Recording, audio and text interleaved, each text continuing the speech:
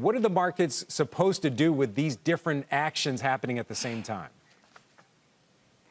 So if I'm reading the tea leaves of the markets, my assumption is that the markets are guessing that the Fed is going to realize that there is no amount of rate hikes that are going to keep inflation via oil down, and that they might wimp out and do a Fed pivot.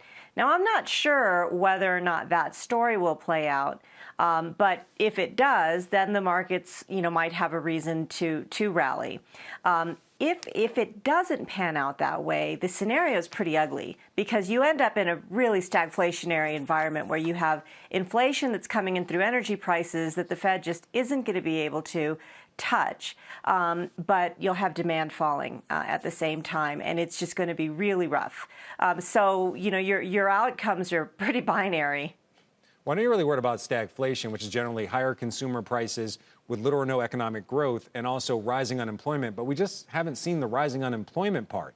Is stagflation something that you see coming in the near term? Do you see a big turnaround when we get the jobs report on Friday or maybe next month? I mean, where are you seeing that complete stagflation scenario playing out if we still have a really strong job market? That is a good question. We've seen a lot of wage growth, but that wage growth is starting to flatten out, and it's probably going to start to show some weakness, in the coming months. And so that's the beginning of weakness. We haven't seen, a tremendous uptick in unemployment, obviously, and that's been a big focus for the Fed. But you are hearing stories about large layoffs, significant layoffs, and I think those will start to add up. Certainly within the financial sector, you're hearing of quite a few layoffs. And so, those are anecdotal. They are not moving the needle in terms of unemployment. And so, yes, you're right. The economy has remained pretty strong. However, there's one reason that the economy has remained strong. If you've watched sort of household savings and credit, the reason the economy has remained strong is because credit balances are rising, and with higher and higher interest rates, those high credit balances are going to start to get really expensive. So I think that we could actually kind of have a bit of a very, very fast slowdown once we exhaust what we can do on credit cards in the economy. All right, of course, we got to talk about portfolios. How are you positioning your portfolio right now with all that we've seen? One other thing I think has kind of been thrown in the mix of all these different factors is the political aspect. These cuts coming right ahead of the midterms, does that add more uncertainty to the way that you play your portfolio?